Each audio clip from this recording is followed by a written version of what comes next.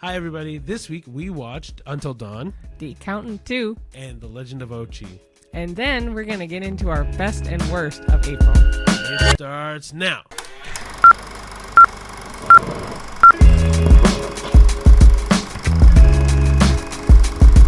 Hello, everyone. Hi, everybody. Welcome to another episode of the A-List Admission. Yes. It's been a more sunny week than normally for us. Yeah, because now that it's getting into April and going into the warmer months, I'm excited to go outside and stuff like that. I mean, we had, I think, rain this morning, but April showers do bring May flowers, so hopefully that is the case, although the weather's just been, it was actually pretty cold the beginning of this month, but this last week, has been mostly forgiving. Yeah, the only cold day was yesterday, which would have been Friday of last week. Yeah. So, well, speaking of last week, we did see 3 movies. Yeah, it was pretty good. I already forgot. Oh, Until Dawn. Yeah, then we saw The Accountant 2, and then we saw The Legend of Ochi, which was a double feature night for us again. Yeah, and then kind of tying into next week. Forget it. We'll get to that in a second.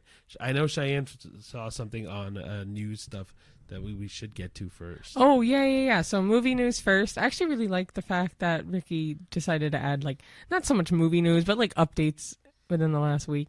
I do want to actually, like, have a segment in the middle of the podcast where, like, after the reviews, movie news, and then... Okay. That. So maybe starting next week, we'll, like, Google, actually Google, like, movie news for the week or something. Okay. Or, like, record stuff for that. Okay. Yeah. So, yeah, like Ricky said, we're doing, like, movie news here and there. So, the one and only news, really, that I wanted to focus on, I know Ricky did, too. Which is kind of crazy that this hasn't been a thing already. Yeah, which is the Academy Awards / the Oscars. If you don't know what they are, you're living under a rock, but even if you don't watch them. Well, especially because this is a movie podcast, so yeah. But anyway, yeah, true. It's a ceremony every year where they commemorate movies from the previous year. Anyway, the Oscar or Academy have just announced a new rule that in order for people to vote in the nominations that they are sent, they must watch all the movies in that category. Which, are you fucking kidding me? Yeah, it's kind of crazy because, like, I wouldn't go vote for anything without having that prior knowledge. It's the same as, like, it's actually funny because the couple people that I've read were actually comedians that helped write a lot of the jokes for the Oscars over the past years. They even said this is very, like, un-American. Because it's like politically we don't do this. Why would we do this for movies? But also, like, for example, like, I know, like, when we did our Oscars themed podcast in, I want to say February, maybe March. I think the ceremonies are usually in first week of March, last week of February. So around there. But Ralph Fiennes didn't get a lot of votes because people thought he'd won the Oscar already. Yeah. Which is crazy because they ended up voting for Adrian Brody, who won for The Pianist not that long ago. Yeah, but this was for The Brutalist for this one. No, I know, but it's like... But I don't understand why you vote for Adrian Brody when you thought, oh yeah, Ralph Fiennes has won this already. It just made no sense to me. But one of the comedians that I mentioned who helped write and stuff, he has a podcast as well. He also said the rule was kind of crazy because people are just too busy making movies to watch said movies in those categories. But the upside for us anyway is that the award bait movies will start clocking in probably like less than 90 minutes because if they had implemented the rule this year, The Brutalist would have won squat. Like, it wouldn't won anything. No.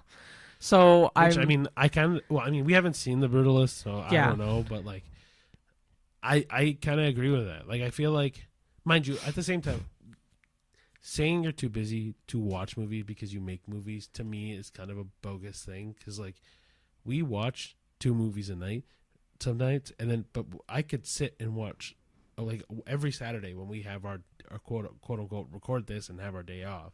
Well, I can sit and watch 4 or 5 movies in one sitting. So you're also a binge watcher, but, like, sure, I get it. But I'm on the same page though because even me, not so much a binge watcher, I can still watch a couple movies a night. Hell, we watched 2 last night at the theater. That's what I'm saying. So, like, but, like, even if I know I'm voting for the Oscars in the next month, even, yeah, like, I'll watch 4 movies a Saturday just to even if it's not a Saturday, but like for us a day off in right, general. Whatever. But the change will also require a lot of commitment because it used to be top 5 best pictures. Now it's top 10, and it has been, I think, for a few years now. But top 10. So now they just have to make the commitment to do 10. But from what I've read in other stuff, the Oscars or the Academy is sending out the link that they have to watch those movies on, and it has a tracker of some kind. So, they know, they know when they're watching it and like all that stuff. So I do think it's hilarious though that that the Academy has leaned into streaming the movies instead of making them go see it in a theater like they're made for. You know what I mean? Also true, but like so many people, like same with Reddit, a lot of people on Reddit are like, what movies have been robbed in the past now that we don't know about, because it also has almost taken them a century to do this. Yeah, because we're at 97. I don't know, something like that. And we're almost at 100. Oh yeah, because 2028 is when they're doing the new stunt one. Okay, and that will be the 100th one. So we're at the 97th now. Yeah. But it's also crazy. like these movies now they have not been based on the performances. They haven't been based on the merits. Nothing. No, it's just been literally you could flip a coin. No, you know what this is? It's judging a book by its cover. Yeah, it literally is judging a movie by its poster. It's not. Or a trailer even. Barely that at this point. Well, I can see some people going, I'll watch the trailer quick or a recap on YouTube and then doing it. Oh, so it's a digital screening room. I'm just reading a little bit more about it. They have to fill out a form noting films seen elsewhere, including in theaters or at festivals. Yeah. If any film in a given category has not been viewed, the member will not be able to vote in that category. Perfect. So, it now has 10,000 voting members. In 2017, it had about 6,700 members. Can we sign up? I want to sign up. I'll watch all these movies. We're already doing it wish. Now. Yeah. So the Tonys, interestingly enough, several years ago, they also implemented this rule, so that you had to have seen every nominated Broadway production and mark your attendance about it in like an online portal or forum. So the Tonys already finished this. Why can't the Oscars? But that was the one and only like big news for us, because it was like it was just so stupid. But the best part is the like the backlash and the comments online about it. I just think it's dumb because then, like you said, it robs a lot of other phenomenal works that could have won because people spent in another hour to watch that movie. Yeah. Oh, 100%. I don't know. But hopefully you are also right, or the gentleman that said this was also right, and movies start to clock in at a shorter time. 3 hours is abysmally long. Yeah, and obviously they didn't watch them. No. Like even Avatar, who was at 3 hours, like sure it takes a long time, but I feel like that would be more intriguing to me than going to see a 3.5 hour movie about, I don't know, I don't even know what the Brutalist is about. It just seemed super long. Yeah. Anyway, now we're going into what I was gonna say earlier, and I half alluded to. Cheyenne and I realized the next week on our podcast next week is going to be our Star Wars podcast. Yeah. Yeah, because it'll be releasing on May the 6th. So I don't know if anybody says this, but I'm a big proponent on Revenge of the 6th. But I've been yelled at that it's Revenge of the 5th. But I don't know. I think 6th works better than 5th. 100%. Anyway, but yeah, it'll be after at least May the 4th be with you. And so I feel like that'll be a good timing around it to do Star Wars. And me and Shane have been watching we've been rewatching a bunch of the old Star Wars movies. So we watched, and shows too. Yeah. So we've watched 1, 2, 3, 4, 5, 6, and then Cheyenne for the first time we just finished Clone Wars. So good. I've seen it now twice. Amazing. And then we watched the short stuff that is like Tales of the Empire, Tales of the Jedi. Now we're getting into Rebels, which I know you've seen. I have not seen yet, but I loved Clone Wars. I thought it was fantastic. Yeah, and then to like round out our Star Wars acumen, it would be like we've also seen the newer trilogy before. We've seen Rogue One, we've seen Solo, we've seen Obi-Wan, we've seen Ahsoka, we've seen Mandalorian, we've seen the Book of Boba Fett, you name it. Like anything Star Wars related we've seen. It's just the animated shows is now. Well, I've seen them, but Cheyenne is now getting into them more. Yeah. But yeah, so we're super excited to do our Star Wars episode. Yeah, and then they've also been kind of re-releasing here and there some of the Star Wars movies in theaters. So we didn't see it in theaters, but it was really funny because we have just, like a week ago, watched, I was about to say Revenge of the Sith, and lo and behold, it was at Cineplex as well. So they have been re-releasing some of the Star Wars, which is kind of cool. Yeah, the only one that we hadn't seen, like that just came out, is Andor Season 2, but it's still releasing, so it's not a big thing. But and then they just released not even a teaser, but like Mandalorian and Grogu movie. That's coming out next year, I think, or the year after, one of the two. So yeah, it's cool that Cineplex has been re-releasing a lot of movies, mind you. But yeah, so keep an eye out for our Star Wars episode. It, like Ricky mentioned, it will be released technically on May the 6th. But it's as closest to May the 4th as we could get it. Yes, because we didn't want to do it prior, so it's always better to do it right after. Yeah, so please keep an eye out for that. First half will always be our reviews. Second half will be the themed part. So if you want just the Star Wars part, second half, watch out for that. Yeah. I mean, I don't even think there's that many movies coming out next week. But I don't know. It's definitely mid-May to June that stuff picks up. So Thunderbolts is in May. Week? But no, I think that's next week. I think that's May 2nd, so yeah. Yeah. But anyway. Thank goodness. I'm ready for some, like... Marvel movies? No, blockbusters. Like, oh, fair. You know what I mean? Like... I mean, we got a couple like the Accountant 2 was... Okay, let's wait for the reviews. It was a blockbuster. Oh. Because it's 100%. 100%. Anyway. So, speaking of that, we saw, again... Until Dawn. Yep, and then we did a double feature last night, and we saw The Accountant 2 and The Legend of Ochi literally back-to-back. There was less than 10 minutes between the movies. Yeah. I mean, in an ideal world, we don't have full-time jobs, and we can just space them out a little better. But whatever. Yeah, it's fine. Anyway. So let's get into it. So, Until Dawn, based on the video game that came out, that Cheyenne just reminded me 10 years ago. But yeah, we'll get into what my thoughts about the adaptation are in a moment. But it's a movie directed by David F. Sandberg, and it's a survival horror adaptation of the video game. And then rather than directly telling the game's story, the film introduces a new narrative set within the same universe. 1 year after her sister Melanie's mysterious disappearance, Clover, played by Ella Rubin, and her friends venture into a remote valley seeking answers. They explore an abandoned visitor center only to be hunted and gruesomely killed by a masked assailant. However, they awaken to find themselves reliving the same night. Trapped in a nightmarish time loop, the group faces increasingly terrifying threats with each iteration. Their only hope for escape is to survive until dawn. Which, funny thing, no one says that in the movie. Yeah, they did. They did? Yes, I did I even miss it? Nudged you in the theater. They said it? There's one guy in it. The main guy, not the boyfriend. The one who was a boyfriend. Who was a boyfriend? Max? No, it was I don't Max. know. Not Nina's boyfriend. The other guy. The main Clover's ex. Yeah, okay. He said, we just have to survive until dawn. He literally says it. I missed it. I told you this in the theater, man. I thought you nudged me and said, no one has said it No. yet. All right, so that was the main synopsis of the movie.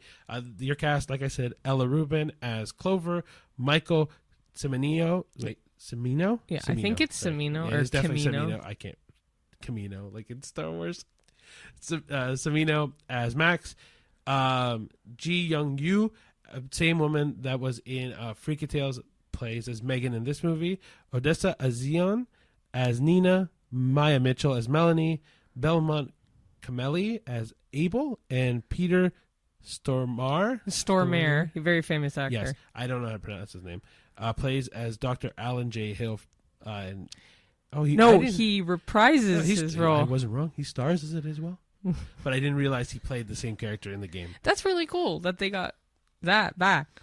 So, I didn't realize that was that he was in the game because he's a very famous actor. Yeah. But if you know of John Wick, he's in that. But he does bit like that for video games all the time. So like the big thing that I know him from is the ads for Call of Duty. That's so stupid. Why is that stupid? Like, I know him for movies. All right. Other than John Wick 2. No, there is another movie I'm thinking of. But I also get him mixed up with the guy who plays the Mountain in Game of Thrones. No, you mean the Hound. The Hound, whatever. Yeah, I was like, the Mountain looks very different than this guy, but the Hound I can see. Anyway, very quickly, it's received some mixed reviews. It has a 62% on Rotten Tomatoes. So yeah, the big thing about this this movie that I have is the fact that the game is very different to this movie. Like, I don't know who's watching this that has played the game, but with Until Dawn, it's very linear. There's not a time loop. Whereas this movie, I guess to kind of make it feel more like you have choices in it, does the time loop. But in the game, the biggest thing is your decision making, because you decide on what actions to do at what moment, and then a bunch of quick time events. So that's video game language essentially for you press a button at this time, you move the controllers, like you move your character at this time, just to kind of avoid death. Yeah. But also, if you look more into it, the director said he was trying to not replicate the story from the game. He was just trying to add a story into the universe of the game. So he did add the time loop mechanic for this movie to add to his expansion of the game universe. I understand that. It's just it doesn't fit the universe. I see. So here's the differing stuff for me. So I've never played the game. Yeah. I know nothing of the game. Ricky knows way more about the game than I do. But even then, not much, because it's not like your go-to game. I don't like horror games that much, and so it doesn't really. My fit. Closest for horror for me is like Bendy and the Ink Machine, and but that is horror. Yeah, and I don't even find that bad. So, but I get. So for me, I actually liked this movie. Not like, oh, it's the best movie. No. I liked it for what it was, but I would have appreciated, you probably too, but I would have appreciated this movie more had I known that he was adding a story into the universe of the game, not making a movie that wasn't the game. Because up until we were doing the notes for the podcast, I thought they were just doing like a replication of the game. And then I come to find out, no, director David Sandberg decided to be like, no, I just want to make a story in the universe of the game. Do you know what I mean? I get it. It's just, I think the big thing for me is if you're going to name it Until Dawn, people then go, oh, like the game. Oh, okay, so there's going to be a game. Like the game, though. That's the thing. It's not the game. But, okay, let's take in Super Mario. Super Mario is all references of the game. And it's not a movie in the universe of the game. No, but it's also called, for me, I was like, oh, it's the Super Mario movie, right? Is that what it's called? Super Mario Brothers, I think it's what's called. No. It's called the Super Mario movie, I thought. I don't know. Anyway, either way, it was the blank, blank, blank movie. We're like Minecraft, a Minecraft movie. This one didn't have that, and I feel like if you add movie at the end, it kind of makes it more about the game. I don't know. For me, it does. I disagree because then sure. The Sonic movie does this too, but it's not called the Sonic movie. It's called Sonic the Hedgehog. Yeah. That's it. But it's also a movie that doesn't take place in that universe of movies. Huh? Like, the problem with this one is they named it Until Dawn. And so people are like, oh, this is going to be an adaptation of the game. This is not and like, there's nothing you can do in the universe of that game. Right? Because, okay, so the people who have made the game of it have a series of dark anthology games that focuses on the bad thing, the creature or whatever. Right? That is in the universe of the game. This doesn't fit that. This still doesn't fit that. The movie is it takes too many liberties from Until Dawn to make it the game about Until Dawn. I don't know. For me, I like Cheyenne said, the movie it's not bad by any means. I'm not saying that it's the worst movie we've seen this month, last month, or whatever. But I just think, I don't know. I wish this movie followed, if it's going to be the Until Dawn movie, just follow the game. Yeah, it was just meh. I preferred it over Legend of Ochi, now that I think about it.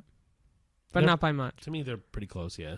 Yeah. The other thing I want to say quickly about this is I think the story of the game is more entertaining than the story of this. I wouldn't know. I know that. I'm going in as like a new viewer to the game. Which is fine. No, I know, and I liked it, though. I liked the fact that they also added a bit at the mid-credits. Yeah. That leads back to the game. Yeah. Yeah. So that ties it in a little better. So then I understand why he was trying to expand the game's universe, which I like. Sometimes when movies do that, they expand the universe of blank and give you like side stories, kind of like Star Wars Rebels, giving you side stories in the universe of Star Wars. I'm not going to compare it to that because, like, the difference to me is that this was used Until Dawn, and no one that's played the games will go into this thinking, oh, they just did a side story of that. They'll go into it thinking, oh, this is going to be an adaptation of the movie. And even if they go in and they realize, oh, this is not the game, I still don't think people are going to be like, oh, this is like the game, just a different story in the game universe, right? The loop, I think, throws people off way too much to go, oh, this is like Until Dawn. Yeah. Personally. Yeah. But like you said, it's hovering around a 62% on Rotten Tomatoes. It's also hovering around a 56 on Metacritic. So they're kind of meh as well. They're kind of just average. Yeah, the story to me was too convoluted to... It also says it lacks a lot of emotional depth, and it feels very repetitive. But that's kind of the point in this movie. It is repetitive. They die every night. Yeah, the repetition I didn't care. Like, it didn't... That felt accurate because that's the point, right? Is this they die every night until they can escape, right? But the problem that I have with this movie is more, I didn't care about people dying, or I didn't care about... Like, if everyone lived or if no one lived, it was gonna, to me, like, okay, move on. Like, yeah. What would you give it a rating of? 6. Oh, it's so funny you say that. I was gonna give it a 5.5, because I always thought it was higher than Ochi. So I'll get to that after. But 5.5 for me. I'm surprised because when we left, I would have given it a 6. But I'm surprised you gave it that high for you. I think it's better than a mediocre score. Like, I think it was okay. Like, I think, like, for me, like I said, with my rating, is 5 is meh, 6 is okay, 7 is good, 8 is great, 9 is excellent, and then 10 is like. What about 0.5 still? Because they're in between of good and okay. Okay. Or, like, you know what I mean? Like, so 5.5. This one I said was be okay. Sure. Yeah. Okay. So the next 2 we saw was, like I said, a double feature. So we saw The Accountant 2, and then we saw The Legend of Ochi. So The Accountant 2, it's an action-packed sequel that is a sequel to the 2016 thriller, which was The Accountant. Ben Affleck reprises his role as Christian Wolf. He is an autistic forensic accountant, but he has very elite combat skills. If you had seen the first movie, he grew up with his father, and his father was very regimented with him and his brother, taught him pretty much everything he knows in terms of fighting. But he is brilliant, but he's very socially challenged, Christian Wolf, the character. So the story begins, actually, I should mention the plot synopses, that we talk about. They aren't spoilers. These are all things you'll see in the trailers. So yeah, and if they do have any spoilers, we try to mitigate it as much. Yeah, so these don't have spoilers, but it does begin with Raymond King, who's J.K. Simmons, being assassinated. He's the director of the Treasury Department's FinCEN. Anyway, you'll find out more about that in the movie. You find a weird cryptic message on his arm that says, "Find the accountant." It prompts one of the agents in that Department of Treasury, who is Mary Beth Medina, played by Cynthia Addai-Robinson, to seek out Christian Wolf, to unravel this whole mystery, why he got assassinated, why find the accountant, all that stuff. So Christian enlists the help of his brother Braxton, who is reprised again by John Bernthal, who's also a lethal mercenary / hitman. Together, they decide to dive into this whole complex investigation involving human trafficking, corruption in general. So they end up coming face to face with some pretty dangerous killers, some of the world's most dangerous killers in this movie too. So yeah, as I mentioned, cast wise, Ben Affleck does come back as Christian Wolf. John Bernthal does come back as Braxton Wolf. Cynthia Addai-Robinson is Mary Beth Medina. J.K. Simmons once again reprises his role as Raymond King. Daniela Pineda is Anai. Yeah, I would say Anai. Yeah, and Allison Robertson is Justine. So the film blends some intense action with moments of dark humor and some even emotional depth. It has a lot of neurodiversity themes, justice themes, a lot about family bonding, especially with Christian and Braxton. It gives almost like a buddy comedy kind of vibe. It dives it really a lot more into their complex relationship, the levity of it, the happiness of it. It doesn't resort to stereotypes as well with Christian's character. It just highlights his brilliance and highlights the people he knows that are in his circle of how brilliant they really are. And it also shows some of his challenges socially as well. So it's received a lot of positive reviews for the most part, especially John Bernthal and Ben Affleck's chemistry on set or on the film, I should say. The pacing is really good, and it does a very thoughtful portrayal of autism. It currently has an 85% on Rotten Tomatoes and a 61 on Metacritic. And interestingly enough, the director, which I should also mention, his name is Gavin O'Connor, he has confirmed plans for a third film because he wants to complete the Accountant trilogy. So it's expected to further talk and dive into Christian and Braxton's relationship. He's considering it like Rain Man on steroids, which is going to be interesting. But I also never thought this movie would get a sequel. Like, it didn't need a sequel. Yeah, the fact that there's going to be a trilogy of these movies is kind of weird to me. But it's not like bad, it's just weird. I didn't expect it. Yeah. I really liked this movie. I thought it was very well done. The buddy comedy stuff is true, but it wasn't like slapstick. It was funny. Their relationship, is perfect on screen. It's a shame that Ben Affleck's such an asshole in real life, because I really like his acting in this. I think he does a great job. They're both very attractive guys too. They pick some good characters for that. I don't know. At this point, I've been so desensitized to actors cheating on their wives and stuff like that it's like whatever. Oh, no. Cheating in general is awful. So it is, but like at this point, like the shitty thing is that with actors, it happens so often that I guess in my head, I'm like, they must know in the back of their minds that could be a possibility. Yeah. I don't know.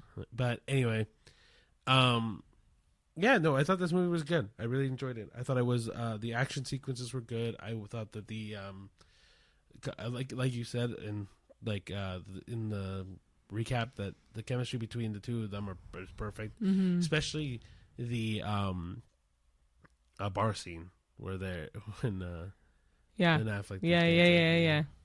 No spoilers. That wasn't really a spoiler. Yeah, it was. I had no knowledge of this scene. It's in the trailer. I don't remember being in the trailer. It's in the trailer. I'm pretty sure I've seen it in the trailer. I never saw it, so we saw different trailers. But I really like John Bernthal in this too. To me, he's better to me than Ben Affleck in this movie. And it's funny too because we had in the last episode when we talked about The Amateur, he's not even listed on the credits, and he's in it. It was the episode before. Whatever. My point is, in The Amateur, John Bernthal's not listed on the credits, is my point. Yeah, I don't know why. I don't either. Thankfully, he is in this. No, I really liked it. Yeah, I thought it was good. I would give this one an 8.5. Whereas I would give this a 7. Yeah. I think it's a good movie. I still think that there's things that they could definitely improve on. Like the ending of the movie to me wasn't satisfying enough. No, but if he's aiming to do this third film, I see why it's like that. But it's not going to be talking about this story again. No, they're talking about the relationship of the two brothers, right, which is very pivotal in the final scene. Yeah, but I mean that in terms of like the story of the without ruining the movie, like truly the ending of this story that the movie focuses on isn't captivating to me enough. That's fair. Right? No, I thought it was really good. I think it had a good story throughout, and then the twists some of the twists that happened throughout were good. But I think the end, because it fails to land the ending of this story, it takes a lot away from the movie for me. Also, I think Medina is her name, yes, or that's her last name. Agent Medina, you can say if it's easier. It's Mary Beth. Yeah, her story kind of just runs flat quick.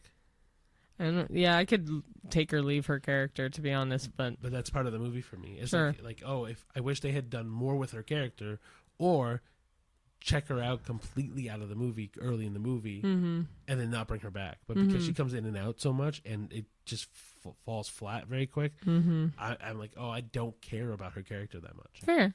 Yeah, no, fair. Yeah, I think I'll still give it an 8.5 compared to the other movies in this. I wasn't trying to change your mind. I was just saying. Oh, I know that. Yeah, I don't. I feel like I hope the next one is better than this one though. Oh, the next accountant movie, yeah. Okay, and then the last one, like Cheyenne said, we watched was The Legend of Ochi. It is a visually enchanting fantasy adventure film directed by Isaiah Saxon, and this is his first feature-length movie. The story follows Yuri, played by Helena Zengel. Zengel? No, Zengel. Oh, okay. A shy farm girl from a remote island of Carpathia, who defines her community's fears by embarking on a perilous journey to return a lost baby Ochi, which are the cutest thing in the world. It's like a mythical creature in this world. They're so cute. But they're so cute. The best babies. Well, even some of the adults were cute-ish. It's just when they look menacing, they look menacing. Yeah. So returning the baby Ochi to its family. Along the way, she confronts familial tensions, particularly with her father, Maxim, who is Willem Dafoe, and her estranged mother, Dasha, which is played by Emily Watson, who, when I read The Thing, truly read Emma Watson, and I was like, oh, but I don't see Emma Watson anywhere in the movie. And then Shannon's like, no, it's Emily Watson. And I was like, oh. Yeah. The movie is set against the backdrop that blends medieval ambience with 1970s Soviet influences. And then it also employs practical effects, including puppetry and animatronics, to create otherworldly visuals, which is very true. Because I was telling Cheyenne in the movie, I was like, oh, the Ochis definitely look like it's a puppet mixed with like CGI almost. Yeah, it definitely gives puppet like the Dark Crystal. Yeah. Very much like that. But I thought it gave a very cool little like texture to the movie. Yeah. Critics have praised The Legend of Ochi for its originality and handcrafted aesthetic, drawing comparisons to, like Cheyenne said, The Dark Crystal, and other directors like Hayao Miyazaki, who does the Ghibli movies. While some viewers may find unconventional storytelling challenging, the film offers a heartfelt narrative about rebellion, independence, and the courage to bridge divides. The cast of the movie, like I said earlier, was Helena Zengel as Yuri, Willem Dafoe as Maxim, Emily Watson as Dasha, and then Finn Wolfhard as Petro, yep. Razvan Stoika as Ivan, Carol Bors as Oleg, and David Andre Baltatu as Gleb. Then Andre Antonu Engel as Vlad, and Eduard Mikhail Oencia as Pavel, which I don't even remember those two characters. Pavel, yeah. Pavel. What is wrong? You like to nitpick me. No. That one was Pavel, but Pavel. It could be Pavel. Anyway, I thought it was interesting that Finn Wolfhard doesn't really have a huge role in this. His character is very silent, but he does play like her half brother, I guess. Adopted brother. Yeah. But like he does play a big character, because she even says to him like that he's nicer to her in private. Yeah. But he's rarely ever in private. It's just like one scene, really. I don't know. I think his character does a lot to shape her. Yeah. Anyway, my opinion of the movie is that I have a hard time relating to this movie. I just feel like this movie, it was an attempt at a very cool aesthetic, but the story itself was lacking a lot. Oh yeah, like I thought it was meh. Like the only thing that was saving anything was the baby Ochi, because he's so cute. Yeah, the Ochis were adorable. I think I want to see more of them. Yeah, not so much the story. I mean, the acting was fine. The acting was really good. The girl was great. Like, obviously Willem Dafoe, great. My one thing is I wish the girl spoke a little bit louder. But that's just a personal thing. I thought she was very quiet at the beginning. See, I have issues with hearing things in the movies. I didn't think I had an issue with her at all. She was super quiet at the beginning. Weird. Okay. Yeah, I don't know. This movie, there's something definitely off in this movie. I think it's definitely still on the. Oh, I don't know. It's like a really down the middle movie. Like some people are gonna love this movie, I think, and then some people are gonna just not like it at all. Yeah. For sure. I think that the attempt at like this weird, not dystopian, weird like fantasy adventure movie it's interesting. I think the main character is definitely plays the just as lost as the Ochi. For sure. Yeah, I don't know. The more I think about this movie, the more confused I get. Actually, my rating went down a half for me, so I thought it was very meh. Out of 10, I'd give it a 4.5. I'm giving it a 5 because I feel like it's truly the straight down the middle. I think some people are going to love this movie, and I think some people are going to hate this movie. Yeah, I think that the story is like if you like the Neverending Story, if you like movies along that aesthetic, you'll like this. I think. Yeah, and then I think a lot of Eastern European people will love this movie also because it has a lot of like Russians or like because it has a lot of that like that kind of aesthetic, right? And scenery, I guess too. Right. It plays a lot on the Soviet or like the that side of the world kind of vibe. Like even when they go to different places in the movie, or like you hear the different songs in the movie, they definitely leaned in more on that side of the world. 100%. And so I feel like people from that side of the world will absolutely love this movie more because of that. Right. I'm also happy that Finn Wolfhard like most of them, I think, from Stranger Things have pretty well branched out, but notably Millie Bobby Brown and Finn Wolfhard have been able to branch out of the Stranger Things arc and do a lot of other things. Steve also has. Yeah. I don't remember his name now. But his band? Yeah. His band is good. But he's great. But his acting he's also done. I remember when he did Fall Guy. Or not Fall Guy. Free Guy. Oh. Yeah. I don't remember him in that. So. Yeah. But either way, Finn Wolfhard, I'm happy he's been able to branch out of that arc, even though the last season is coming, I think, this year. And they've confirmed an animated series for Stranger Things. So you said that, and I haven't heard anything about that. I'll find it, but yeah.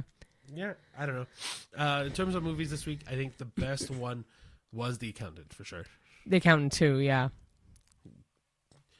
We didn't talk about another accountant movie. I talked about the first one for a hot minute. Obviously, either way, that one was the best for me, too. Yeah, I think it, in order, and I think Cheyenne will agree, was The Accountant 2, Until Dawn, and The Legend of Ochi. Oh, 100%. Again, the Legend of Ochi, I say it's not the best one, but I know there's going to be an audience for this movie. They're interchangeable for me, Until Dawn and The Legend of Ochi.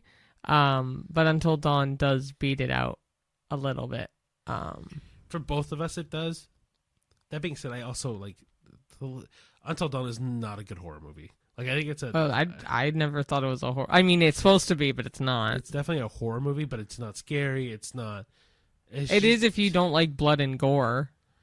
Yeah, it does lean into more on the like straight up gore. But yeah, I don't know. You're right. I guess the last two are just very much interchangeable. Yeah. Or not the last two, but like. The last two, Until Dawn. On the rating, yeah. Like, not the last two we saw. No. I mean, yeah, like, Until Dawn and The Legend of Ochi, there's some days where I probably will think The Legend of Ochi is better, and there's some days where I'm going to say Until Dawn is better. Potentially, yeah. But I think Ochi will still probably remain at the bottom for me. Yeah. All right. Do you want to introduce the last part of the... Oh, sure, yeah. So, as we mentioned earlier, we were going to talk about some of the best and worst of April, because by the time the next set of movies comes out, it will actually be May 1st. So, yeah. Cheyenne said that, and I was like, oh shit, we're already at the end of April. I know. We saw 9 movies in April, and they are a Minecraft movie, Freaky Tales, Warfare, The Amateur, Drop, Sinners, Until Dawn, The Accountant 2, and The Legend of Ochi. Now, before we do this, we've been doing this now for 4 months. Yeah. No, it's cool. Yeah, sorry, I realized I was stretching outside of the microphone. Yeah, this is going to be the end of 4 months of us watching every single movie that like mainstream comes out now. Yeah. That's crazy. I know. I never thought of that. I was like, whoa. Anyway, you want to do worst or best? Like first? Yeah. Worst. We can do worst. All right, I think we both agree on our worst. But, I mean, we can do it at the same time. It came out technically last year. Yeah, so yeah, okay. 3, 2, 1, Freaky Tales. Was the worst one. Which was kind of funny because that's what we did for the Alto Nights. We both 3, 2, 1'd it, and then it was the same. I still think the Alto Nights was the worst movie we've seen all year. So far, yes. Freaky Tales was the worst in the list of April's movies. If we do ones that technically... Okay, we're going to do a little thing. If we did one that it technically did not come out last year, what would you pick? Because Freaky Tales technically came out, I think, in June of last year. The Legend of Ochi. As the worst? Yeah, but it's a close tie with The Amateur. Damn. I was going to say the Minecraft movie. Oh, no, I thought it was at least funny enough to keep me entertained. If I think about it, like I don't know I can't remember what my rating is for an amateur movie. Oh my gosh, a Minecraft movie. Yeah, I think a Minecraft movie was worse in terms of like story. Like I think the comedy was funny, but I think that the actual story was worse than any of the other ones that are there. You're kidding. It was funny. Funny, way better acting. I don't agree with the acting, but I think the Amateur is better. I'm not comparing the acting to a puppet, so. Well, I'm not arguing again, but like okay. So for me, I think the Minecraft movie is worse story-wise, fully than the Amateur and the Legend of Ochi. Okay. Yeah, I think the acting is better in the Amateur for sure, and the Legend of Ochi, I can make an argument. There's an argument both ways for it. I think the story is very sweet in Minecraft and in Legend of Ochi. Minecraft's nice because it's a movie I could easily rewatch. The story is... Would you rewatch Ochi? No. Would you rewatch Minecraft? No. Okay. Well, never mind. I take it back. I don't know. My thing with the Minecraft movie is solely that the story is not the best. Like I think that them going into a world, I don't know. I just think that it's convoluted the whole way through. It doesn't make sense. I think the Legend of Ochi more makes sense because all she has to do is just go from where she lives now to returning the thing. Okay. And then the Amateur, it's just revenge on the wife. I think. I don't know. I think the Minecraft movie is too convoluted. But I think out of the entire month, we both agree that the Freaky Tales was the worst that we saw.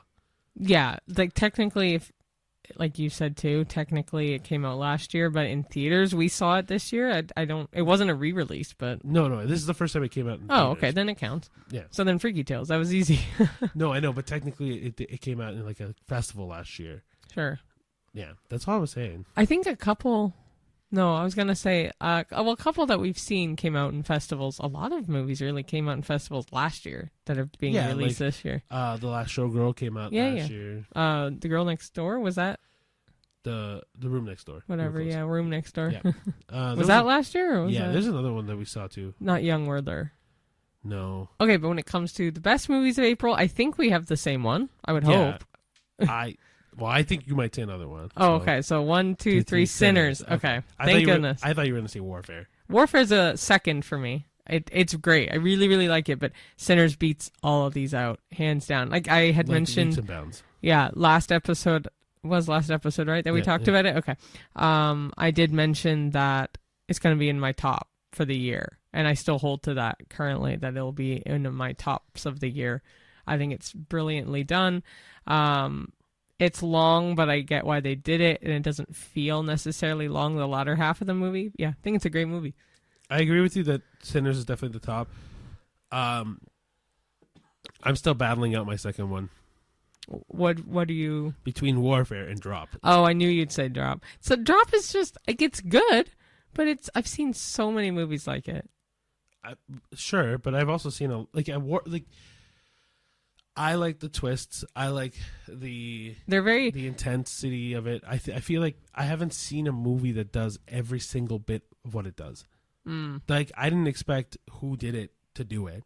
I didn't expect how long that was going to go. I didn't expect the ending of that movie. I did not think was going to happen. It reminds me of like a B-list aesthetic, though, which ironically we didn't mention this, but for Until Dawn, that was the director's goal, was he wanted a B-list movie aesthetic for that movie. See, but that movie didn't feel B-list to me. No, Drop did to me more than that. Sure, I will agree. Drop felt more B-list, but I felt like it.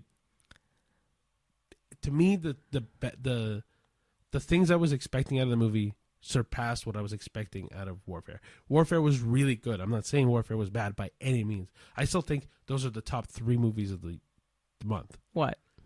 Drop, Warfare, Sinners. Ooh, if I had to pick top 3, no. Sinners, The Accountant 2, and Warfare. I think Drop is, compared to Accountant 2, I completely disagree with you. Great. Because I think Drop is way more inventive. It's way more creative, way more fun, way more. I'm not looking for fun when it comes to that. I didn't think it was fun. It's fun as a movie experience because I think I could tell you what was going to happen in all of The Accountant 2. I could not tell you what was going to end up being the twist in Drop. No, I know. Something about Drop bothered me. Maybe it's because it felt so B-list and like so predictable to an extent. I know there was a few things that both were twists for us, and I agree. I didn't say I didn't like the movie. I said it was a good movie. It's not my favorite, and that's fine. If we're talking about predictability, though, The Accountant 2 is predictable. Well, yeah, because you already know. But that's kind of the point with this. Yeah, but even if I knew, but that's part of the movie, right? Even if it's a sequel, you still got to treat it as its own thing. Like, I truly do think that Drop was way less predictable than Accountant 2. Okay. Yeah. Yeah, no, I agree though. Way less predictable. But The Accountant 2, it's not a movie where I'm expecting twists. For me, I'm not. But we still got I think twists. One of the best parts is some scenes with kids is all I'll say in The Accountant 2. Anyway, guys, I guess we'll just wrap up here. Yeah. But best movie, Sinners for both of us. Worst movie, I guess Freaky Tales. We could just say Freaky Tales. Yeah, you can wrap up. Yeah, sorry. All right, no worries. So thank everybody for watching. Follow us on Spotify, Apple TV, or Apple TV. Apple Podcast, right? Spotify, Apple Podcast, iHeartRadio, Amazon, wherever you get your podcasts. YouTube also has podcasts and our video that you're watching now. So does Spotify, but also Instagram, TikTok, Facebook, Threads, TikTok, you said? Yes. LinkedIn, is that what you said? Linktree. Letterboxd. We have our Linktree on Instagram if you want to see. Yes, see Letterboxd. Letterboxd was the other one I was trying to get to. And yeah, we've updated our Letterboxd completely now, so you guys can definitely keep up with us there. And let us know what you think the best movie of April was, or what the worst movie of April was. Let us know what you thought about any of the movies we talked about as well. Like, I still think that Until Dawn, oh man, it just bothers me how far away it was from the video game. But anyway, well, you could say the same for Minecraft too, I guess, for you, I completely which agree. I haven't played. So I truly think the Minecraft movie would have been so much better if it was just animated for a good half of that movie. Yeah, but also Until Dawn, it would have been great if it was closer to the game. Yeah, but I agree. You can't always get what you want. I don't know, if you're going to name it a video game adaptation, make it closer to the video game. Yeah, apparently he wasn't trying to make it an adaptation. He just was using a game in the universe. Anyway, we talked about that already. That's old news. And if you don't agree with us at all, like I said, this is just our opinion. You're more welcome to have an opinion of your own. Go challenge us to let us know what you think about these movies. Leave some comments, whether hate or like. The hates are kind of fun, so. Sure. But I'd rather you leave positives.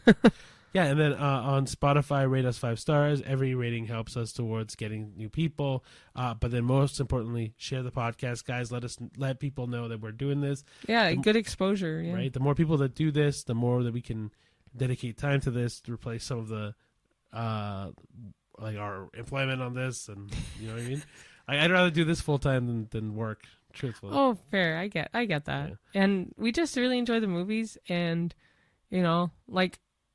Our go-to theater chain is still Cineplex. We love Cineplex. Yeah. And, you know, thanks to them for always, like, trying to share our stories here and there. And, like, you know, that's good exposure for us. Yeah. And if Cineplex ever sees this, we love you guys. Yeah. Anyway, guys, thank you for watching. And we'll see you at the movies. Bye, guys.